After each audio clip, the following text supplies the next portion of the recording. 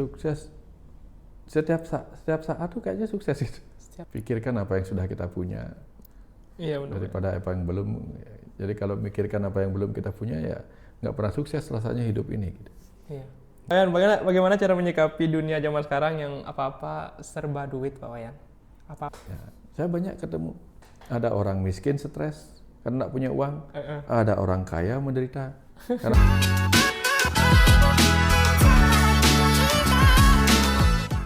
Pak Wayan, sampai di titik ini, Pak Wayan, apakah Pak Wayan sudah merasa sukses, Pak Wayan? Apa arti kesuksesan sendiri buat Pak? dari Dr. Wayan? dulu sampai sekarang ya nggak ada yang berubah. Ya, nggak ada yang berubah apa ya? Sukses setiap saat tuh kayaknya sukses itu. Setiap saat sukses. Sukses ya. Kecuali misalnya waktu dulu masih SD kan. Ada saat di mana nggak sukses misalnya. Ada soal yang belum terselesaikan, merasa itu beban. Begitu terjawab sukses. Begitu terjawab sukses. Udah, Misalnya ketika lagi main catur ada problem, misalnya 2 langkah mat gitu. Belum ketemu jawabannya, merasa belum sukses. Begitu ketemu sukses. Jadi apa ya? Dari hal kecil. Ketika target itu tidak terlalu jauh ke depan gitu, nggak ada target besar gitu. Jadi kan setiap saat itu ada momentum suksesnya. Misalnya nih, tadi pagi nyapu dari kotor menjadi bersih kan sukses. Sukses membersihkan rumah gitu misalnya. Terus tuh tadi janjian ke sini jam 10 kan, tiba-tiba terhalang di jalan yang noleh. Jam 10, jangan sudah ditunggu nih gitu. Jam 10 lewat 5 terjebak di Imam Bonjol kan, ini lewat sedikit nih. Sampai di sini kan sukses akhirnya kan. Sukses tidak terlalu jauh lah. Terlambatnya begitu. Jadi kan sukses itu simple gitu. Oke. Ya.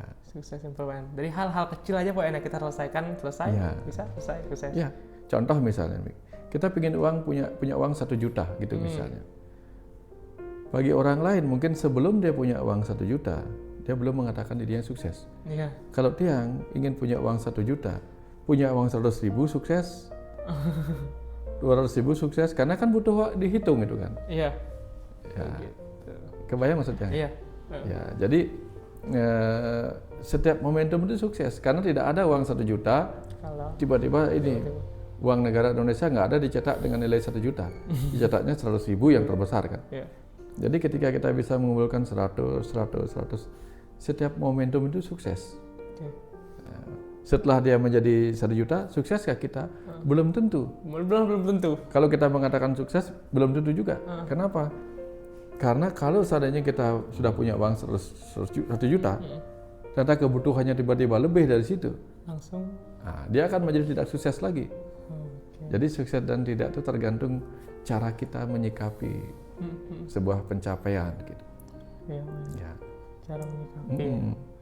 Makanya banyak orang yang tersiksa kan sekarang gara-gara itu. Merasa gagal. Ya. Udah punya udah punya segalanya tapi masih aja merasa terpuruk segala macam. Ya, karena dia di sini nggak merasa kayak misalnya yang dulu merasa sukses nggak jadi dokter, sukses. Tapi setelah sekarang tidak jadi dokter lagi, merasa sukses nggak? Kayak itu ya. Kan nggak jadi dokter lagi. Tapi dia merasa sukses menjadi orang yang menyembuhkan dengan kata-kata. Kan ada orang yang ketika merasa sakit ini cemas, yang berefek kepada tubuhnya, tidak bisa tidur. Begitu diajak ngobrol dan dia bisa sembuh tanpa minum obat tidur, tanpa minum obat apa-apa dan sembuh. Nah itu kan sukses juga. Walaupun nggak sukses sebagai dokter fisik, dokter umum. Gitu kan. Nah jadi setiap saat itu ada hal lain yang perlu kita jadikan rasa syukur. Iya, betul. Ya. Zaman sekarang,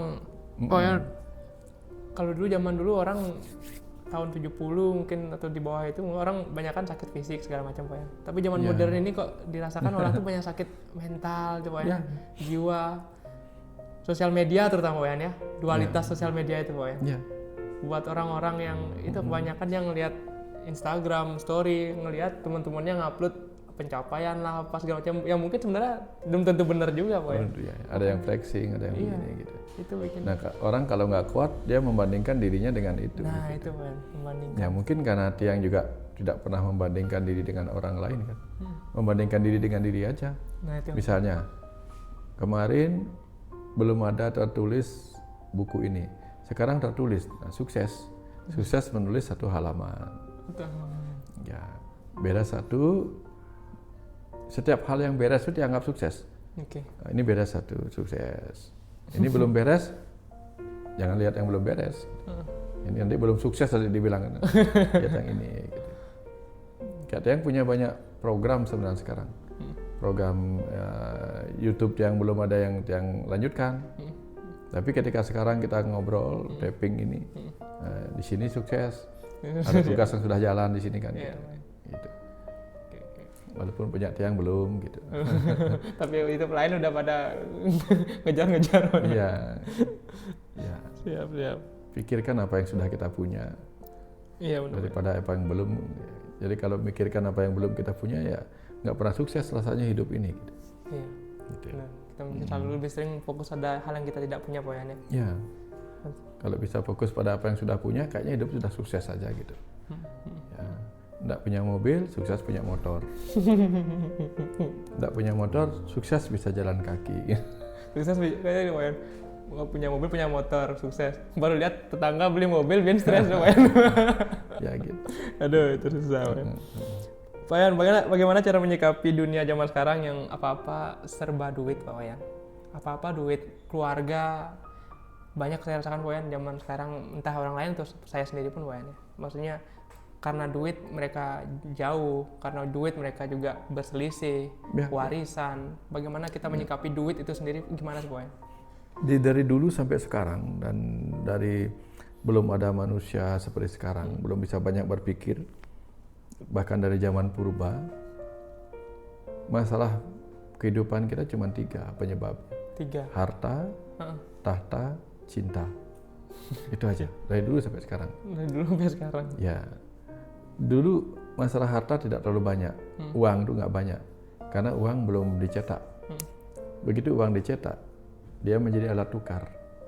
Alat tukar dari keinginan dan kebutuhan. Di zaman dulu, kebutuhan kita cuma makan. Butuh makan, tabungan itu nggak banyak kebutuhannya. Baru di level 1 kebutuhannya, makan, minum, punya rumah, punya apa namanya, pakaian gitu. Sehingga zaman dulu tuh begitu galungan sudah senang sekali. Walaupun cuma dapat uang 50.000 aja selama untuk galungan, senangnya luar biasa. Gitu. Karena kebutuhannya sedikit, keinginan juga nggak banyak.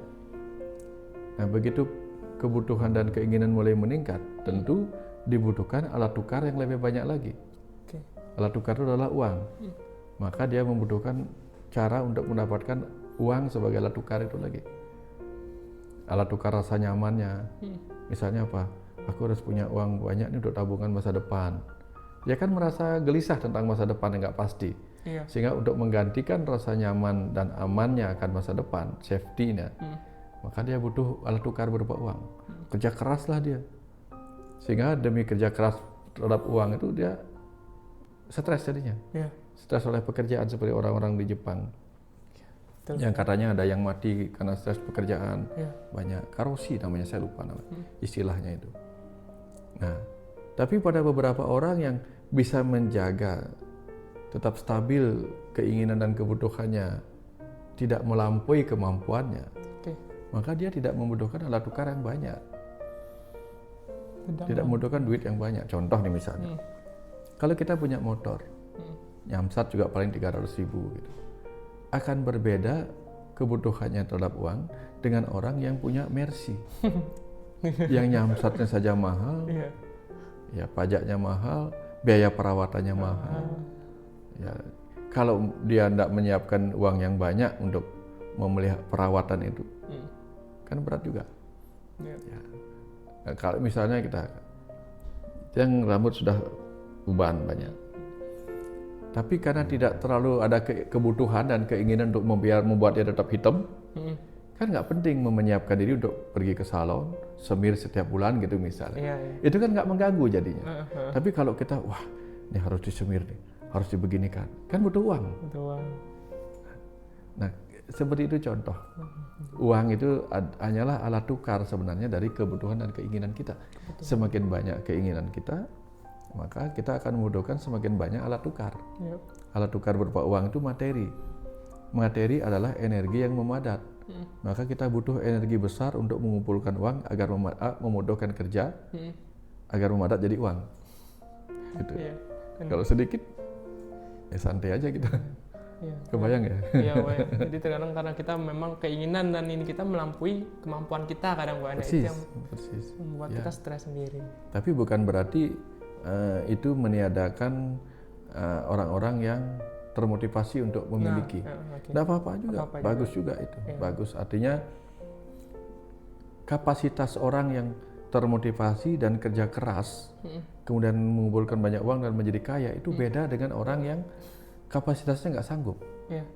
Kalau pebisnis itu kapasitasnya memang orang kayak gitu tuh memang istimewa. Kapasitasnya memang besar untuk kerja keras. Tapi kan banyak orang kerja keras stres. Kalau pebisnis itu kerja keras nggak stres dia menikmati memang. Ya sama dengan kita menonton sepak bola kan. Kita kan hanya melihat pemain, oh ini pemain hebat, aku ingin menjadi seperti dia. Tapi kita nggak tahu betapa kerja kerasnya dia untuk bisa menjadi pemain yang hebat. Kalau kita kan hanya duduk nonton sambil makan snack gitu. Ya, nggak tahu apa yang dia lakukan. Lalu kita ingin menjadi seperti dia. Kapasitas kita nggak sanggup. Mungkin suruh lari sedikit aja ngos-ngosan kita gitu. Iya benar. Saya ingat salah satu katanya Panji Pragiwaksono, dia bilang Boyan, yang menyebalkan itu sebenarnya orang malas banyak maunya gitu. Nah, itu tadi. Kalau orang kerja keras banyak maunya ya nggak apa-apa, Pak. Udah malas banyak maunya. Gitu. Ya itu tadi. Betul. Ya kalau kita memang pingin kaya dan kita menikmati kerja kerasnya, bagus. Selama kita nggak stres. Kan banyak orang stres oleh keinginannya. Akhirnya yang disalahkan uangnya. Uangnya disalahin. Kenapa sih harus banyak uang dan sebagainya gitu. Belum lagi setelah ngumpulin banyak uang, nilai uang turun kan bisa jadi. Terjadi inflasi, nilai uang turun, stres lagi dia gitu. Ya, saya banyak ketemu ada orang miskin stres karena tidak punya uang, ada orang kaya menderita karena pikirkan uangnya di mana, berapa saya harus bayar pajak, di mana saya simpan tabungan saya. Kalau ditabung di bank ini, takutnya bank ini bangkrut, disimpan di rumah, takutnya dicuri, bla bla bla. Wah, bingung kan ya? Ya, jadi benar apa kata tetua dulu. Apapun yang kau miliki itu berpotensi menyakitimu. Apapun yang kau miliki berpotensi menyakitimu. Bagus. Punya keinginan menyakiti. Bujang, lajang disakiti oleh bujang dan lajangnya. Ingin menikah. Ingin punya keluarga. Begitu menikah dan berkeluarga, ada banyak orang datang ke tiang yang menderita oleh kehidupan berkeluarganya. Ada. Ada ini banyak. Semuanya ada penderitaannya. Gitu. Semua benar-benar.